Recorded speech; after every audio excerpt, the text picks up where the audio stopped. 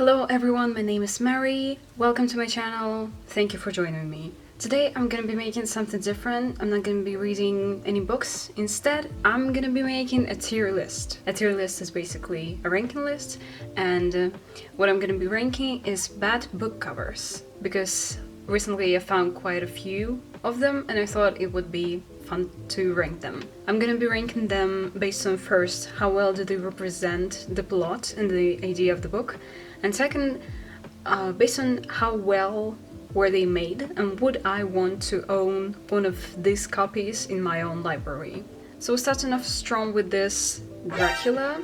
I'm actually listening to an audiobook right now, so I can tell you if this is good enough to be a book cover for Dracula. When it comes to representation, yeah, it kinda hints on what's Dracula about, but I'm just curious, where were they searching for pictures to put on the book covers so that this is the best one they could find? Wasn't there really something that at least a little bit more aesthetically pleasing? Well, as long as it does represent what's happening in the book, kinda, I would not like to own one of these copies, so I'm gonna have to put it in C.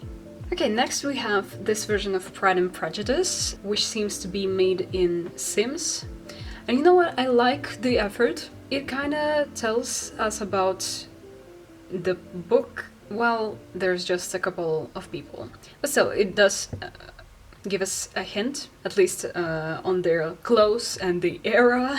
And I wouldn't say that it's the worst Pride and Prejudice cover. There certainly are a lot of worse ones, and if I saw one of these, I would have even bought it. Why not? This is a fun cover, and this is not too bad, so I'm gonna put it in S. Okay, next we have The Hound of the Baskervilles, and I'm not satisfied with this one at all. Well, first of all, yes, the story does involve a dog, but certainly not this one. And second of all, imagine a kid in a library seeing this book and thinking, oh my god, this must be a book about a cute little dog. I love cute dogs. I must read this book. And then the kid reads The Hound of Baskervilles and gets absolutely traumatized. So I think it can be confusing, also misleading, and I do not appreciate the lack of creativity. This is not how you make book covers. And I know everything about it because I'm making book covers every single day of my life. I mean, there's no effort put in this. Imagine them being like, The Hound of Baskervilles, okay, whatever, a dog. Searching for literally the first picture of a dog, just putting the name and the author and done. I do not like it. I'm gonna have to put it in D. The next one we have is probably my favorite out of all of them. This is another cover for Pride and Prejudice. As you can probably tell, I am very confused with this one because there's zero representation, first of all. Second of all, I have a feeling that this was originally supposed to be a book cover for some different book, and just every single person involved in the process of printing books did not see anything wrong with it. But also, as long as my theory is very believable and definitely true, I don't know what would this be a book cover originally for. If you have any thoughts about that, let me know. But I cannot refuse that I would 100% buy this copy if I ever saw one. So I'm definitely putting this in S, even though it has zero representation and I wouldn't say that it's the most beautiful one. Next we have Crime and Punishment, one of my favorite books. And let's see, I think they did a pretty good job catching the atmosphere of the book. What I didn't do a good job of is photoshopping every part together. I don't like the look of this guy and his face expression as well. I mean, yeah, the main character is kinda mad, but this is not the best representation of madness. But I like the creativity. See how they put this guy a little bit out of frames. And even though it is pretty suitable, I would not want to own a copy like this, but it's not the worst, so I'm gonna put it in C. Next we have yet another Pride and Prejudice, and this is just the worst. I have no idea what was the thought process behind this one, who was the person behind choosing this particular cover for Pride and Prejudice. It's even worse than the previous one for Pride and Prejudice that we saw. Still, again, if I saw this one in a bookshop, I would have probably buy it just for the giggles. Because I'm so funny and quirky. But it wouldn't be my first choice. I would have definitely preferred the other two Pride and Prejudices over this one. It doesn't tell you a single thing about the book itself. So I'm gonna put it in A. Next we have Metamorphosis by Franz Kafka. This is the book that I read for one of my videos, so I can tell you if it's good or not. And the answer is it's not. It's very bad. I'm assuming that the person who was choosing the book cover for this copy did not know what the book is about and just saw the word metamorphosis, and this was the first association that came to their mind. Sadly, this person was wrong. This is not the Maze Runner kind of metamorphosis. This is a story of the guy who becomes a bug. It gets 0 out of 10 for representation and also 0 out of 10 for its aesthetic. I would have not buy this one for sure. So it goes into D. Next we have Scarlet Letter. This is another funny one. If you don't know what the Scarlet Letter is about, well, you don't actually need to know what it's about to know that this book cover is very bad, because the Scarlet Letter is situated in like 16th century. These people are clearly not, and I don't like the joyfulness of this lady, because there is not a lot of joy in this book. This doesn't give you any image of what the book is about, but it is quite funny. So I would say that the fun of it neutralizes the fact that it doesn't tell you what the book is about, so it's gonna go in the middle to B. Okay, next we have Harry Potter and I'm assuming The Prisoner of Azkaban. When I found this picture, I also found that there are book covers with this exact style for every book, and I don't know what language this is, probably German, but if you know, let me know too. And if this is the type of copies that you had for Harry Potter, I'm sorry. This is not the Harry Potter I would like to read. The person who was making an illustration for this clearly didn't care enough to make Harry look kind of likable or cute, at least. You know how every country has different Harry Potter for some reason? Well, at least like Britain and US versions are different. So that makes me think that this may be the German version of Harry Potter, but I'm not sure. And I hope not, because I don't like it. It doesn't look quite good, but it does show Harry and it does show the dog that is present in The Prisoner of Azkaban. So I can't put it too low, just because I don't like it. I'm gonna put it in B as well. Next we have Charlie and the Chocolate Factory. I did not read this book actually, I only watched the film, and I know that film adaptations tend to change the books sometimes, but I don't think they changed the film so drastically that the Charlie is originally a girl, which also looks like a doll, so maybe that isn't even a real girl. This is just weird, so I'm gonna put it in D as well. This doesn't give you any hints on what the book is gonna be about, and this is a creepy picture as well. The Adventures of Tom Sawyer and Adventures of Huckleberry Finn. When I first saw this picture, I thought that the guys on the cover are twins, because they look alike. Well, they are also wearing the same blue shirt. The longer I'm looking at it, the more I'm realizing that they're probably not twins.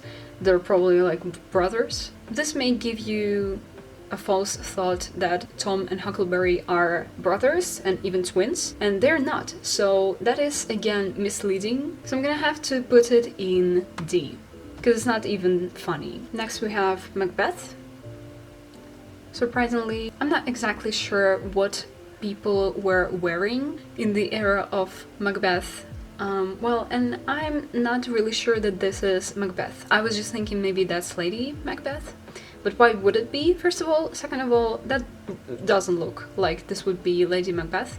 I think they were wearing different things at that time. This again was a weird choice, even if it is supposed to be Lady Macbeth, why would she be on the cover and not Macbeth himself? So considering the fact it's very confusing, I'm gonna have to put it in D as well. Next we have another Harry Potter, and I couldn't tell you what part is it supposed to be, because I don't remember Harry playing wizard's chess with a big mouse while also wearing a big mouse head hat. Again, I don't know what language this is, and if that's the language that you've read Harry Potter in, please tell me if the book covers for all books in the series are this confusing. Well, at least in comparison to the previous Harry Potter we had, this illustration is cute and makes you want to pick up this book. So even though the book cover suggests that this is gonna happen in the story when it's actually not, I'm gonna put it in A. Next we have Alice in Wonderland, and I mean, this is just bad Photoshop. Even though it involves all of the main characters of the story, this is not something that you should buy. There are a lot of good and very beautiful covers for Alice in the Wonderland, and a lot of much better editions of it. So I'm gonna have to put it in C, even though the book cover is quite similar to what's supposed to be on the cover of Alice in Wonderland. Next we have this. Whatever this is. This is supposed to be Peter Pan. Well, it's not. Again, I haven't read Peter Pan, but I am convinced that the book does not involve some weird man in the suit, hat, and with the briefcase walking on the rope across the skies, even though it is quite funny that they put it on Peter Pan cover. I'm gonna put it in D. Well, actually, no, I think not me, but someone would buy this just because it's funny, so I'm gonna put it in C at least. Next we have The Great Gatsby, although according to this cover it's only great, not Gatsby. Imagine all of the Great Gatsby copies having this cover. I would have never bought a copy of that. Again, doesn't tell you anything about the story and looks intimidating. So this goes straight to D without a doubt. Next we have another edition of Crime and Punishment. Even though this is quite creative and this looks like a good cover, this doesn't tell you anything about the book itself. That doesn't give you any hint. That doesn't put you in the atmosphere that you should be in while reading this book. And this is a shame, but I'm gonna have to put it in C, just because it doesn't tell you one thing about the book. Although it is a very cute and beautiful cover, it would be good looking on a book that is actually suitable for a cover like this. Okay, so far we only have Pride and Prejudice in the S tier, as we should.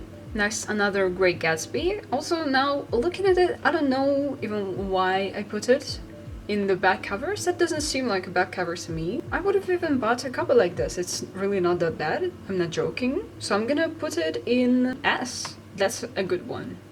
Only two left to go. First one is Mrs. Dalloway. This is yet again just a very confusing.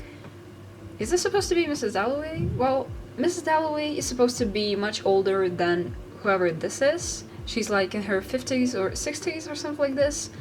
But even if she wasn't, what is that supposed to be? This random flowers at the bottom. Also, this kind of makes you think that this woman is in shower cabin behind a wet glass. And I don't remember that being mentioned in Mrs. Dalloway, so this has to go in D. Okay, the last one we have is Who Cares About Elderly People? Good question. I think the problem here is not in the book cover, but in the book name itself. So I think it's deeper than just the bad book cover, even though I wouldn't call this a bad book cover. If we're rating the cover, this is quite a cute drawing, and this would be great if the name for the book was different, but I have to say, it made me laugh. So this should probably go in A. Okay, and there we have it. This is my tier list of bad book covers. I actually created this tier list myself, so if you for some reason also want to create your own tier list, I'm gonna leave the link on it below. And that was it. Thank you everyone for watching, I really appreciate it. You can follow me on Goodreads if you want. You can also follow my Instagram where I post my drawings. See you next time. Bye.